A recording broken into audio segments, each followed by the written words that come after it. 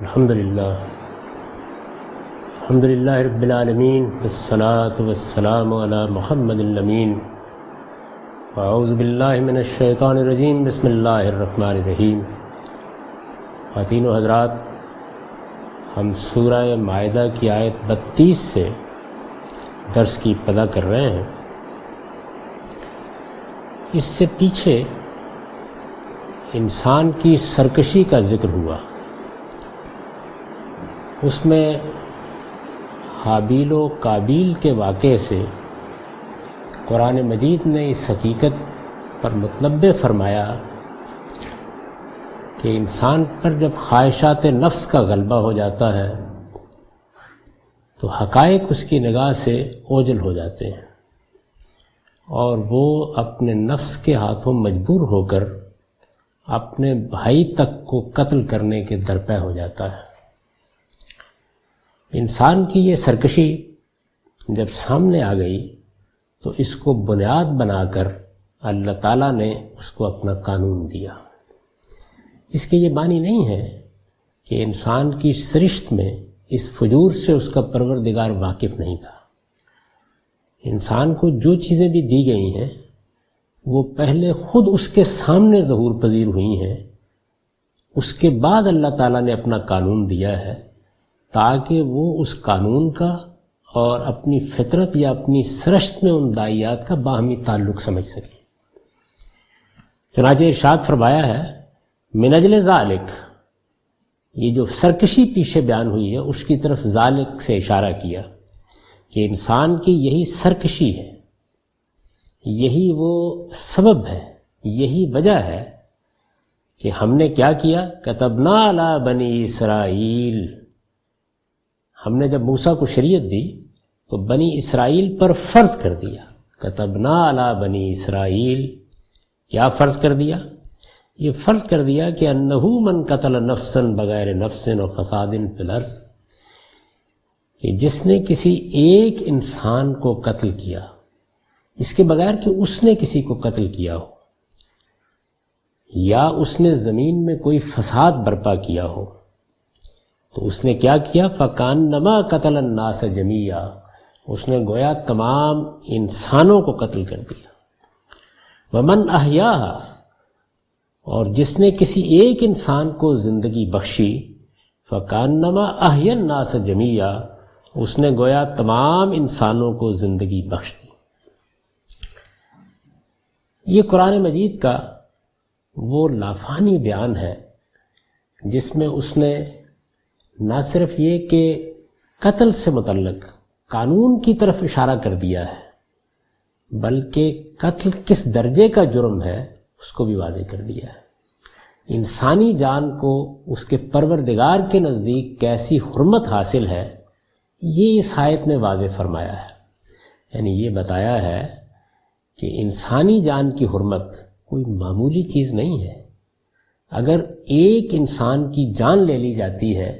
تو اس کے معنی یہ ہے کہ پوری انسانیت کا خاتمہ کرنے کے لیے اقدام کر لیا گیا ہے۔ اس سے یہ حقیقت واضح فرمائی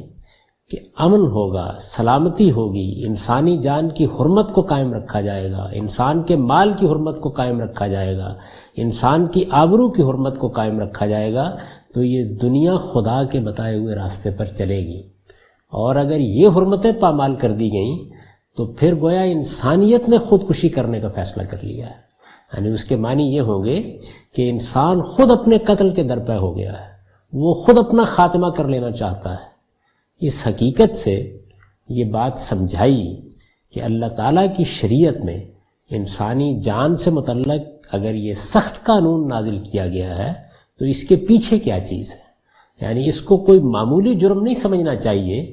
کہ ایک انسان کی جان لے لی جائے۔ یہ ایک طرف اپنے ابنائے نو کے خلاف ایک جرم کا ارتکاب ہے، دوسری جانب خدا کے مقابلے میں غیر معمولی سرکشی ہے۔ اس کے معنی یہ ہے کہ اللہ تعالیٰ نے انسان کو جو مہلت دی تھی دنیا میں جینے کی، خود اس کا ایک بھائی اس مہلت کو ختم کر دینے کے درپے ہو گیا ہے اور اس طرح گویا خدا کے فیصلے کے خلاف کھڑا ہو گیا ہے۔ یعنی وہ گویا یہ بتا رہا ہے اپنے عمل سے کہ پروردگار کا فیصلہ ایک طرف اور میرا اقدام دوسری طرف۔ تو اس لحاظ سے یہ انتہائی سنگین جرم ہے۔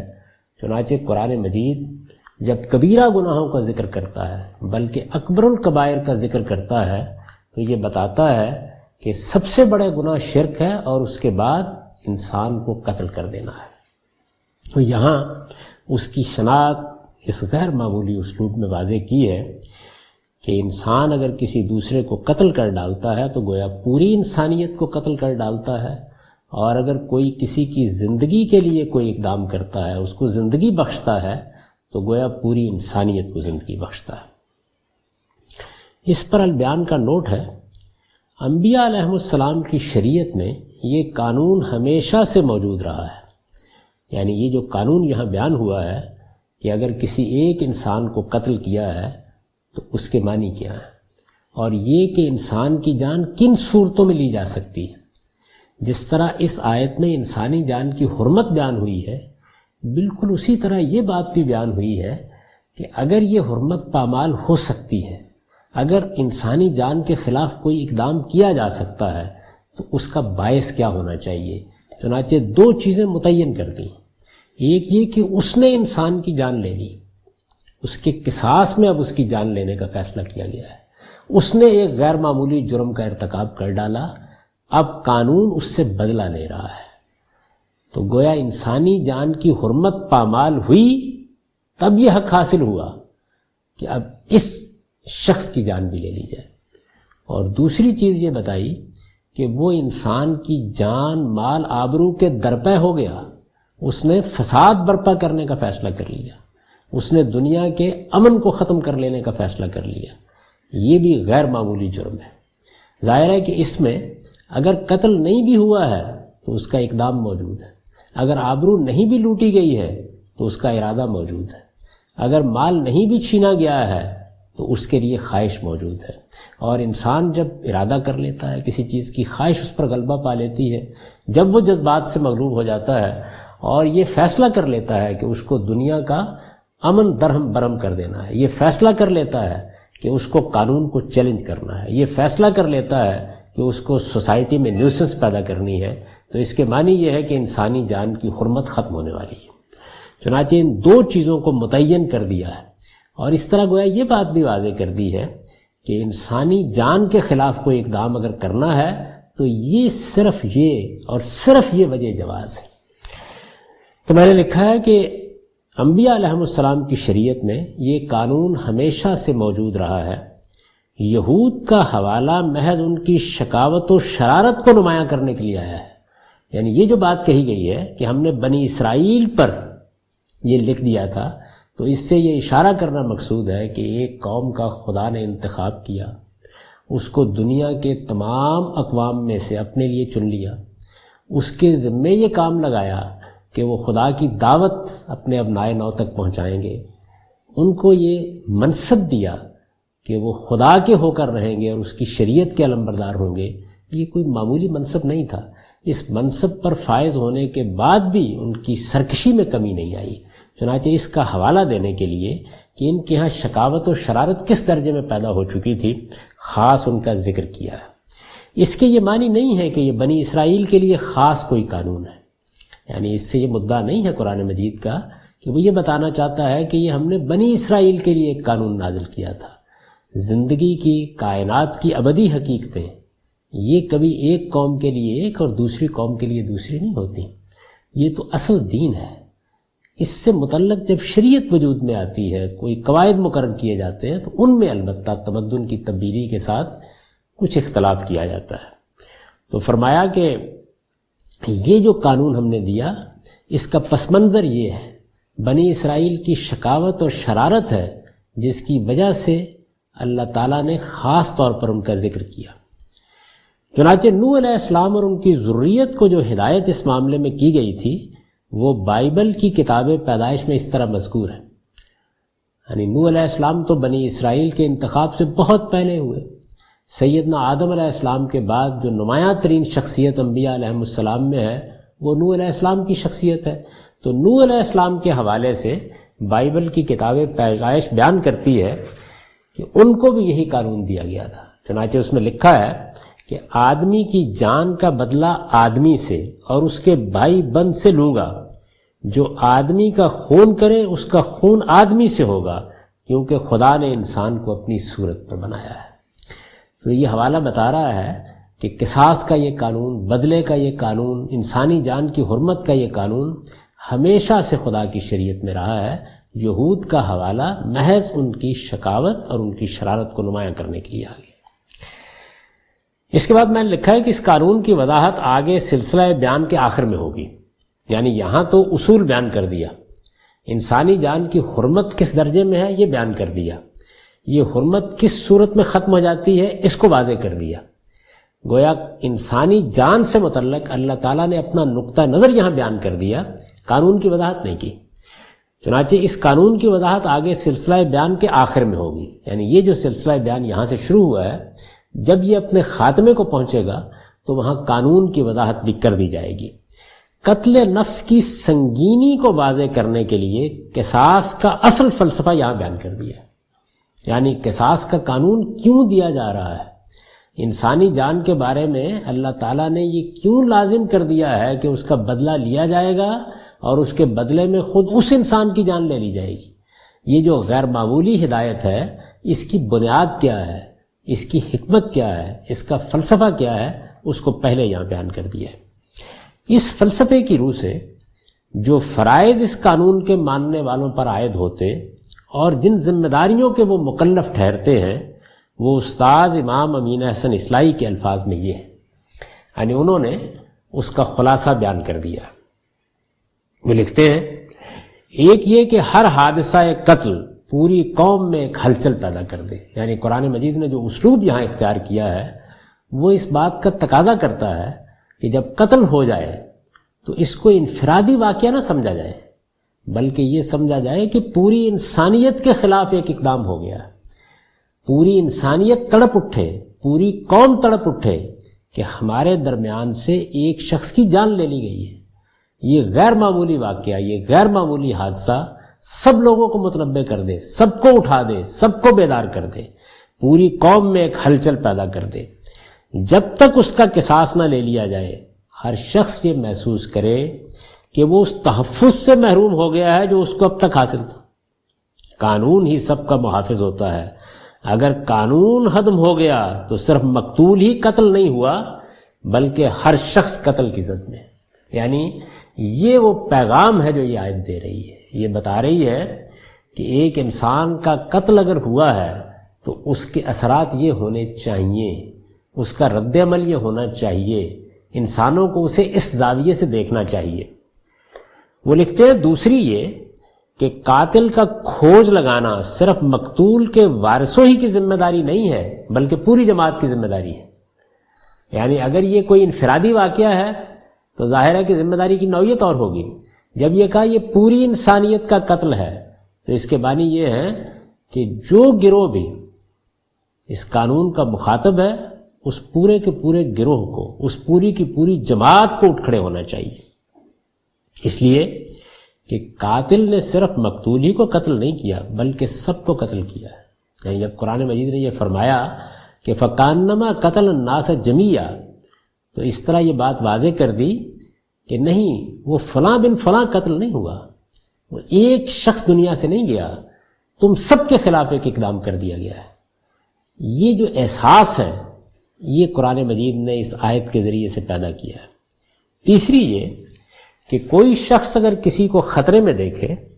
تو اس کو پرایا جھگڑا سمجھ کر نظر انداز کرنا اس کے لیے جائز نہیں ہے۔ یعنی یہ ظاہر ہے کہ اگر پوری انسانیت کا قتل ہے، یہ اس کا قتل نہیں ہے جس کو ہم مقتول کی صورت میں دیکھ رہے ہیں، یہ میرا بھی قتل ہے، یہ آپ کا بھی قتل ہے۔ اگر یہ صورتحال ہے تو پھر کسی شخص کو اگر ہم خطرے میں دیکھتے ہیں تو اس کو پرایا جھگڑا سمجھ کر نظر انداز کرنا اس کے لیے جائز نہیں ہے، بلکہ اس کی حفاظت و حمایت تا بحد مقدور اس کے لیے ضروری ہے۔ یعنی اگر ہم اپنے بھائی کو بچا سکتے ہیں، اگر اس کی مدد کر سکتے ہیں تو ہمیں اس کے لیے آگے بڑھنا چاہیے، اگرچہ اس کے لیے اسے خود جوخم برداشت کرنی پڑے۔ اس لیے کہ جو شخص کسی مظلوم کی حمایت و مدافعت میں سینہ سپر ہوتا ہے وہ صرف مظلوم ہی کی حمایت میں سینہ سپر نہیں ہوتا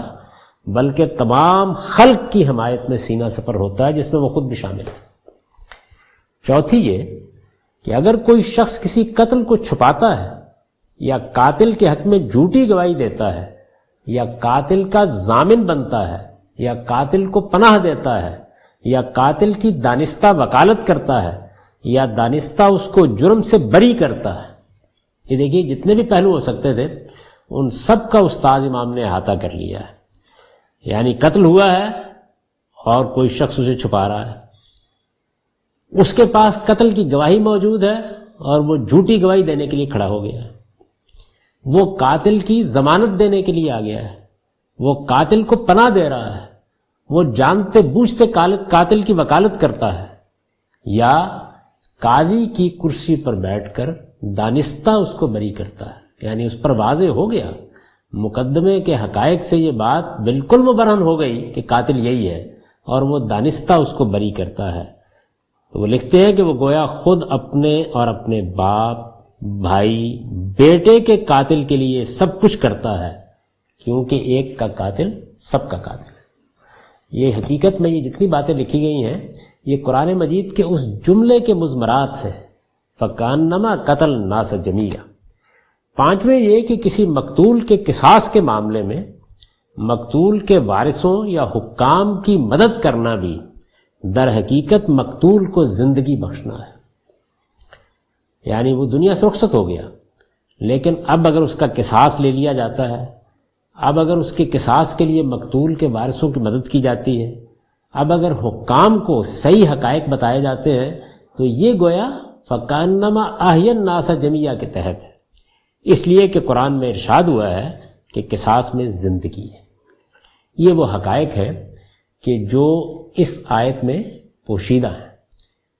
ان کو اگر سامنے رکھیں تو یہ اندازہ ہوتا ہے کہ ایک جملے میں در حقیقت ایک جہان معنی سمیٹ لیا گیا ہے۔ یہ ایک کوزہ ہے جس میں ایک دریا بند کر دیا گیا ہے۔ تو ارشاد ہوا وَمَنْ أَحْيَاهَا فَكَأَنَّمَا أَحْيَا النَّاسَ جَمِيعًا، جس نے ایک انسان کو زندگی بخشی اس نے گویا تمام انسانوں کو زندگی بخش دی۔ اس کے بعد ارشاد فرمایا وَلَقَدْ جَاءَتْهُمْ رُسُلُنَا بِالْبَيِّنَاتِ ثُمَّ إِنَّ كَثِيرًا مِّنْهُمْ بَعْدَ ذَلِكَ فِي الْأَرْضِ لَمُسْرِفُونَ۔ بنی اسرائیل کے حوالے سے چونکہ ذکر ہوا تھا تو اس کے اوپر یہ استدراک فرمایا ہے کہ اتنی بات ہی نہیں کہ ہم نے یہ قانون ان کو بتا دیا تھا، یہ حقیقت ان پر واضح کر دی تھی، اس لافانی اسلوب میں یہ بات لکھ کے ان تک پہنچا دی تھی، یہ بات تورات میں تالمود میں ان سے کہہ دی تھی۔ صرف اتنا ہی نہیں ہوا، فرمایا اس کے ساتھ یہ بھی حقیقت ہے کہ ان پر اتمام حجت کے لیے ہمارے پیغمبر ان کے پاس نہایت واضح نشانیاں لے کر آئے۔ وَلَقَدْ جَاءَتْهُمْ رُسُلُنَا بِالْبَيِّنَاتِ، ہمارے پیغمبر ان کے پاس واضح نشانیاں لے کر آئے۔ یعنی یہ بات محض کہہ کر نہیں چھوڑ دی گئی، بلکہ پے در پے نبیوں کا سلسلہ جاری ہوا اور انہوں نے آ کر ان پر حجت تمام کر دی، یہ حقیقت ہر لحاظ سے واضح کر دی، اس کی شناخت کئی پہلوؤں سے انہیں سمجھا دی۔ یہ اس پہلو سے ذکر کیا ہے کہ اللہ تعالیٰ نے کتنے غیر معمولی اہتمام کے ساتھ یہ بات اپنی کتابوں کے ذریعے سے، اپنی پیغمبروں کے ذریعے سے بنی اسرائیل تک پہنچائی تھی۔ ارشاد ہوا لیکن اس کے باوجود ان میں سے بہت سے ہیں ثم ان کثیرا منہم بعد ذلک فی الارض لمسرفون، جو حدود سے تجاوز کرنے والے، یعنی پھر زمین میں فساد برپا کرنے والے، پھر اس صورتحال کو نہ سمجھ کر اقدامات کرنے والے ہیں۔ کتنے لوگ ہیں جو زمین میں اس کے بعد بھی زیادتیاں کرتے ہیں، تعدی کرتے ہیں، دوسروں کی جان، مال اور آبرو کے درپے ہو کر زندگی بسر کرتے ہیں۔ تو یہ گویا تبصرہ کیا کہ ایسا نہیں ہے کہ یہ حقیقت فطرت میں الہام کی گئی اور انسان اس الہام کو سمجھنے میں غلطی کھا گیا، یا اس پر کچھ تربیت کے پردے پڑ گئے اور وہ اس کی آواز نہیں سن سکا۔ اللہ تعالیٰ نے اس کو لکھا، اپنی کتابوں میں نازل کیا، اپنے پیغمبروں کے ذریعے سے اس کی وضاحت کی، ہر پہلو سے اتمام حجت کر دیا، لیکن اس کے باوجود لوگوں کا حال یہی رہا کہ وہ حدود سے تجاوز کرتے ہیں اور زمین میں فساد پیدا کرنے سے باز نہیں آتے۔ اس پر البیان کا نوٹ ہے یعنی پہلے بھی حدود سے تجاوز کرتے رہے ہیں، اب بھی کر رہے ہیں، بنی اسرائیل پر تبصرہ کیا ہے، اب بھی کر رہے ہیں، اور خدا کے پیغمبروں کی طرف سے اتمام حجت کے باوجود سرکشی اور فساد کی وہ روش چھوڑنے کے لیے تیار نہیں ہیں جو انہوں نے ہمیشہ سے اختیار کر رکھی۔ یعنی جو طریقہ ان کا رہا وہ ساری تاریخ میں رہا، انبیاء علیہم السلام کی بعثت کے باوجود رہا، اور اب رسالت میں آپ صلی اللہ علیہ وسلم جب ان کی طرف مبعوث ہو گئے ہیں تو اس وقت بھی یہ اسی روش پر قائم ہے۔ تو ارشاد ہوا کہ اب اگر یہ اس سے باز نہیں آتے، یہ ذہن میں رکھیے کہ پیچھے بیان کر دیا گیا ہے کہ انسان کی جان کو بے شک یہ حرمت حاصل ہے، اور یہ اب پیغمبر کے بھی در پہ ہیں اور پیغمبر کے ساتھیوں کے بھی در پہ ہیں، یہ سرکشی پر اتر آئے ہیں، یہ وہ کچھ کرنا چاہتے ہیں جو حابیل کے ساتھ اس کے بھائی قابیل نے کیا تھا۔ اسی ذیل میں یہ سارا واقعہ سنایا گیا تھا، یعنی یہ آمادہ فساد ہو گئے ہیں۔ اب معاملہ صرف اتنا نہیں رہا کہ یہ اختلاف کر رہے ہیں یا بات نہیں مان رہے ہیں یا ایمان نہیں لا رہے ہیں، نہیں، یہ چاہتے ہیں کہ پیغمبر اور ان کے ساتھیوں کو زمین سے مٹا دیں، یہ چاہتے ہیں کہ اگر ان کے لیے ممکن ہو سکے تو ان کی جان لے لیں۔ اب یہ آمادہ فساد ہیں، یہ پیغمبر کی دعوت کو تسلیم کرنے کے لیے تیار نہیں تھے، یہ پہلا مرحلہ تھا۔ اس سے آگے بڑھ کر اب یہ پیغمبر کی جان کے در پہ ہونے والے ہیں۔ تو ارشاد فرمایا کہ ان کو بتا دو کہ انسانی جان کو یہ حرمت حاصل ہے، اور ہم نے یہ سب باتیں ان کے لیے لکھ دی تھیں، اور اسی میں یہ بتا دیا کہ یہ ذہن میں رکھو کہ تمہارے لیے بھی اگر تم فساد برپا کرتے ہو تو حرمت کی یہ دیوار اٹھا دی جائے گی۔ چنانچہ اسی پر آگے بات کو آگے بڑھایا ہے کہ اب انہیں یہ بات بتا دی جائے، ان پر یہ بات واضح کر دی جائے کہ انما جزاء الذین یحاربون اللہ ورسولہ ویسعون فی الارض فسادا ان یقتلوا او یصلبوا او تقطع ایدیہم وارجلہم من خلاف او ینفوا من الارض ذالک لہم خزی فی الحیاۃ الدنیا ولہم فی الآخرۃ عذاب عظیم۔ تو ارشاد فرمایا کہ اب یہ بات ان پر واضح کر دی جائے، انہیں بتا دیا جائے کہ جو اللہ اور اس کے رسول سے لڑیں گے اور زمین میں فساد پیدا کرنے کی کوشش کریں گے، یعنی یہ چونکہ اب پیغمبر کے خلاف آمادہ جنگ ہے، پیغمبر کے خلاف تعدی اور زیادتی پر اتر آئے ہیں، اب یہ پیغمبر کے مقابلے میں کھڑے ہونے کی تیاری کر رہے ہیں، اور یہ چاہتے ہیں کہ جو نظم اس وقت قائم ہو گیا ہے، پیغمبر کو جو حیثیت یثرب میں حاصل ہو گئی ہے، یہ فساد برپا کر کے اس کا خاتمہ کر دیں۔ یہ بات جو فرمائی ہے یہ کیا چیز ہے؟ یعنی اللہ اور رسول سے لڑیں گے، زمین میں فساد پیدا کرنے کی کوشش کریں گے۔ بڑی جامع تعبیرات ہیں یہ، میں نے اس پر لکھا ہے اللہ کا رسول دنیا میں موجود ہو اور لوگ اس کی حکومت میں اس کے کسی حکم یا فیصلے کے خلاف سرکشی اختیار کر لیں تو یہ اللہ اور رسول سے لڑائی ہے۔ یعنی اللہ کا پیغمبر جب دنیا میں موجود ہے تو خدا براہ راست حکومت کر رہا ہوتا ہے، پیغمبر کو اگر حکومت کسی خطہ ارض میں حاصل ہو گئی ہے تو اس کے معنی یہ ہے کہ خدا کی حکومت قائم ہو گئی ہے۔ یہی وہ حکومت ہے کہ جس کو حکومت الہیہ کہا جاتا ہے۔ یہ کسی دوسرے کی حکومت کے بارے میں تعبیر نہیں اختیار کی جا سکتی، یعنی براہ راست نظم خدا کے ہاتھ میں ہوتا ہے، اس کا پیغمبر زمین پر اس کے نمائندے کی حیثیت سے فیصلے کر رہا ہوتا ہے۔ جب یہ صورتحال پیدا ہو جائے کہ اللہ کا رسول دنیا میں موجود ہے، اس کی حکومت قائم ہے، اس کی حکومت میں کسی حکم یا فیصلے سے سرتابی کرنا، اس کے خلاف سرکشی اختیار کرنا، یہ عام حکومتوں کے معاملے کی نوعیت نہیں ہے، یہ اللہ اور رسول سے لڑائی ہے۔ یعنی اس کے معنی یہ ہے کہ کسی ایک شخص کے خلاف نہیں، کسی حکمران کے خلاف نہیں، اس کائنات کے پروردگار کے خلاف اعلان جنگ کر دیا گیا ہے۔ اسی طرح زمین میں فساد پیدا کرنے کی تعبیر ہے، یعنی یہ جو قرآن نے کہا کہ یسعون فی الارض فسادا، تو یہ تعبیر کیا معنی رکھتی ہے؟ یہ اس صورتحال کے لیے آتی ہے جب کوئی شخص یا گروہ قانون سے بغاوت کر کے لوگوں کی جان و مال، آبرو اور عقل و رائے کے خلاف برسر جنگ ہو جائے۔ یعنی کوئی شخص، کوئی گروہ یہ فیصلہ کر لے کہ جو نظم قائم ہے، جو قانون قائم ہے، جس کے تحت معاملات ہو رہے ہیں، میں اس کو چیلنج کر رہا ہوں، اس کو ماننے سے انکار کر رہا ہوں۔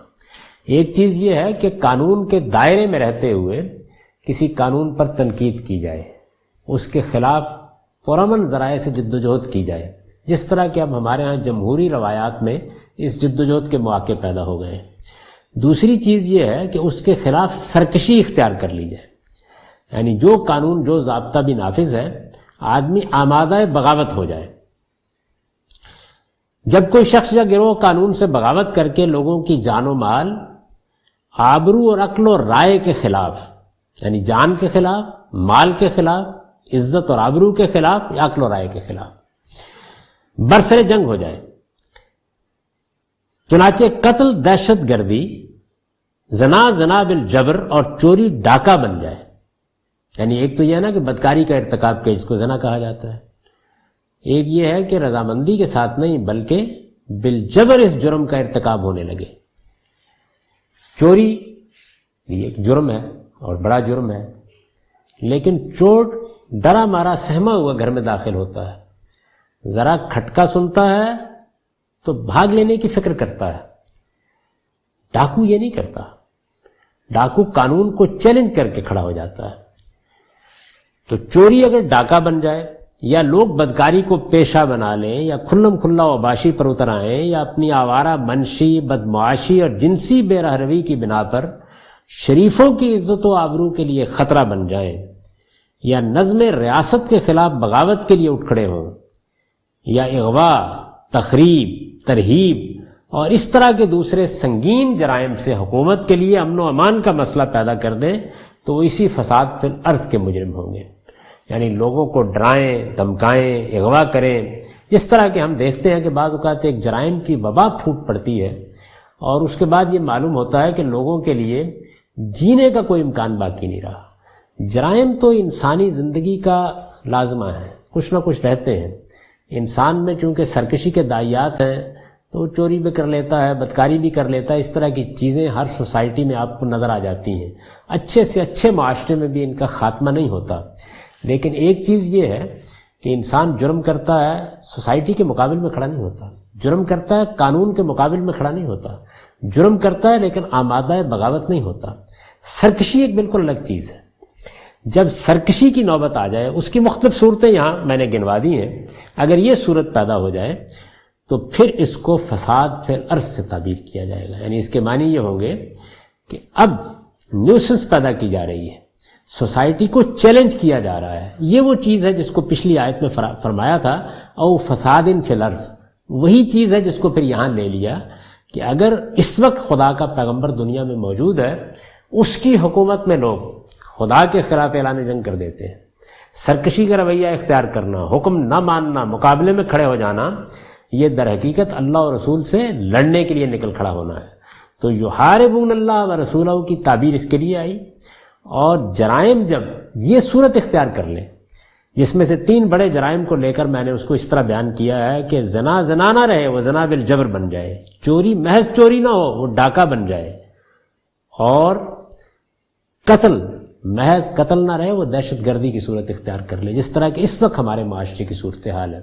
جب جرائم یہ صورت اختیار کر لیں تو اس وقت پھر یہ عام جرائم نہیں رہتے، قرآن کی تعبیر کے مطابق انہیں پھر فساد سے تعبیر کیا جاتا ہے۔ یہاں جو فرمایا کہ یسعون فی الارض فسادا، تو اس کے معنی یہ ہے، آیت میں اس کے لیے یسعون اور یحاربون وغیرہ کی صورت میں جمع کا اسلوب اختیار کیا گیا ہے۔ یعنی جو اسلوب، جو طریقہ بیان کرنے کا اختیار کیا گیا ہے، یہ اس بات کی طرف اشارہ ہے کہ جرم اگر جتھا بنا کر ہوا ہے تو اس کی سزا بھی انفرادی حیثیت سے نہیں بلکہ اس جتھے کو جتھے ہی کی حیثیت سے دی جائے گی۔ ایک پورا کا پورا گروہ آ گیا اور اس نے ڈاکہ ڈالا، اس نے دہشت گردی کا ارتکاب کیا، اس نے زنا بالجبر کا ارتکاب کیا۔ اگر یہ صورت ہے تو یہ ضروری نہیں ہے کہ ایک ایک شخص کے معاملے کی تحقیق کی جائے، گروہ پر مقدمہ ثابت ہے تو پھر اس پورے گروہ کے خلاف قانون حرکت میں آ جائے گا۔ چنانچہ مجرموں کا کوئی گروہ اگر فساد فی الارض کے طریقے پر، اوپر وضاحت ہو گئی ہے کہ فساد فی الارض کا طریقہ کیا ہے، اگر فساد فی الارض کے طریقے پر قتل، اغوا، زنا، تخریب، ترہیب اور اس طرح کے دوسرے جرائم کا مرتکب ہوا ہے تو اس کی تحقیق کی ضرورت نہیں ہے کہ متعین طور پر جرم کا ارتکاب کن ہاتھوں سے ہوا اور کن سے نہیں ہوا ہے، بلکہ جتھے کا ہر فرد اس میں شریک سمجھا جائے گا اور اس کے ساتھ معاملہ بھی لازماً اسی حیثیت سے ہوگا۔ یعنی اس سے یہ واضح ہوا کہ یہاں جو یسعون یا یحاربون کے الفاظ استعمال کیے گئے ہیں وہ یہ اشارہ کر رہے ہیں کہ اب معاملے کی نوعیت انفرادی جرائم کی نہیں رہی، نوعیت معاملہ تبدیل ہو گئی ہے، اب اس پورے گروہ کے ساتھ گروہ کی حیثیت سے معاملہ کیا جائے گا۔ اس کے بعد سزائیں بیان ہوئی ہیں، یعنی یہ بتایا گیا ہے کہ اس طرح کے مجرموں کو بتا دیا جائے کہ ان کے ساتھ کیا سلوک ہوگا۔ یہ گویا در حدیث دیگراں میں تنبیہ کر دی ہے بنی اسرائیل کو کہ اگر آمادہ فساد ہو تو اس کے نتائج بھی بھگتنے کے لیے تیار ہو جاؤ۔ یہ اللہ اور رسول کی حکومت ہے، اس میں اگر نوبت یہاں تک پہنچ گئی تو پھر یہ قانون حرکت میں آ جائے گا۔ یہ ظاہر ہے کہ خاص موقع اور خاص سیاق ہے جس میں یہ بات کہی گئی ہے، لیکن اس میں ہمارے لیے یہ ہدایت بھی مضمر ہے کہ اسلامی قانون کے تحت اگر اس آیت کے تمام پہلوؤں کو سامنے رکھ کر قانون سازی کر دی جائے تو عدالت کے ہاتھ کبھی نہیں بنتے، وہ جرم کی عام صورتوں سے بھی نمٹ لیتی ہے، اور جب جرم اس سنگین صورت میں ہو تو اس کے لیے بھی کوئی الگ قانون سازی کرنے کی ضرورت نہیں ہوتی، بلکہ یہی آیت تمام اقدامات کا ماخذ بن جاتی ہے۔ اس میں کچھ چیزوں کی وضاحت کر دی گئی ہے۔ اب سزاؤں کو اگر آپ دیکھیں کہ کیا کیا سزائیں بیان ہوئی ہیں تو پہلی سزا ہے ان یقتلو، اس پر میں نے لکھا ہے اصل میں ان یقتلو کے الفاظ آئے ہیں، اس کا ترجمہ میں نے یہ کیا ہے کہ عبرتناک طریقے سے قتل کیے جائیں۔ ان کے معنی یہ ہے کہ اللہ اور رسول سے محاربہ یعنی جنگ اور فساد فی الارض کے یہ مجرم صرف قتل ہی نہیں بلکہ عبرتناک طریقے سے قتل کر دیا جائے، یعنی ان کے قتل کے لیے جو زیادہ سے زیادہ عبرتناک طریقے ہو سکتے ہیں وہ اختیار کیے جائیں۔ اس کی دلیل یہ ہے کہ قتل یہاں تقتیل کی صورت میں آیا ہے، یعنی قرآن مجید نے قتل کا فعل استعمال نہیں کیا بلکہ ان یقتلو تقتیل کا فعل استعمال کیا ہے۔ بنا میں یہ زیادت نفس فعل میں شدت اور مبالغے کے لیے ہوئی ہے۔ عربی زبان کا ایک اسلوب یہ ہے کہ اس میں اگر ثلاثی مجرد میں ایک معنی موجود ہوں اور وہی فعل دوسرے باب میں چلا جائے، یعنی اس کے اندر زیادت ہو جائے، مزید فی میں چلا جائے، معنی میں کوئی فرق نہ ہو، تو پھر فرق کیا ہوگا؟ فرق شدت اور مبالغے کے لحاظ سے ہو جائے گا۔ یعنی جو قتل تقتیل بنا ہے تو اس میں ظاہر ہے کہ حروف زیادہ ہو گئے ہیں، یہ نفس فعل میں شدت اور مبالغے کی تعبیر ہے۔ یہ عربی زبان کا خاص اسلوب ہے، اس کو پیش نظر رکھنا چاہیے۔ اس وجہ سے تقتیل یہاں شر تقتیل کے مفہوم میں ہے، یعنی عبرتناک طریقے سے قتل کرنا۔ چنانچہ حکم کا تقاضا یہ ہوگا کہ ان مجرموں کو ایسے طریقے سے قتل کیا جائے جو دوسروں کے لیے عبرت انگیز اور سبق آموز ہو۔ رجم یعنی سنگساری بھی اسی کے تحت داخل ہے، یعنی یہ جو ہمارے ہاں رجم کی سزا یا سنگساری کی سزا کا ذکر آتا ہے وہ اصل میں اسی کے تحت ہے۔ اس میں جو ان یقتلو کہا گیا عبرتناک طریقے سے قتل کرنا، تو عبرتناک طریقے سے قتل کی 10 صورتیں ہو سکتی ہیں، ان میں سے ایک رجم بھی ہے۔ اور رسول اللہ صلی اللہ علیہ وسلم نے اپنے زمانے میں اوباشی کے بعض مجرموں کو یہ سزا اسی آیت کے حکم کی پیروی میں دی۔ یہ جو ایک سطر لکھی گئی ہے اس میں کچھ تفصیل ہے، یہ تفصیل ہم اگلی نشست میں کریں گے اور اس آیت کے باقی احکام کو بھی دیکھیں گے۔ اب آپ سادہ ترجمہ سن لیجیے۔ ارشاد فرمایا ہے انسان کی یہی سرکشی ہے جس کی وجہ سے ہم نے موسیٰ کو شریعت دی تو اس میں بنی اسرائیل پر فرض کر دیا کہ جس نے کسی ایک انسان کو قتل کیا اس کے بغیر کہ اس نے کسی کو قتل کیا ہو یا زمین میں کوئی فساد برپا کیا ہو تو اس نے گویا تمام انسانوں کو قتل کر دیا، اور جس نے کسی ایک انسان کو زندگی بخشی اس نے گویا تمام انسانوں کو زندگی بخش دی۔ پھر یہی نہیں، اس کے ساتھ یہ بھی حقیقت ہے کہ ان پر اتمام حجت کے لیے ہمارے پیغمبر ان کے پاس بہت نہایت واضح نشانیاں لے کر آئے۔ پھر یہی نہیں، اس کے ساتھ یہ بھی حقیقت ہے کہ ان پر اتمام حجت کے لیے ہمارے پیغمبر ان کے پاس نہایت واضح نشانیاں لے کر آئے، لیکن اس کے باوجود ان میں سے بہت سے ہیں جو حدود سے تجاوز کرنے والے ہیں۔ انہیں بتا دیا جائے کہ جو اللہ اور اس کے رسول سے لڑیں گے اور زمین میں فساد پیدا کرنے کی کوشش کریں گے، ان کی سزا پھر یہی ہے کہ عبرتناک طریقے سے قتل کر دیا جائے۔ اقول قولی ھذا واستغفر اللہ لی ولکم ولسائر المؤمنین۔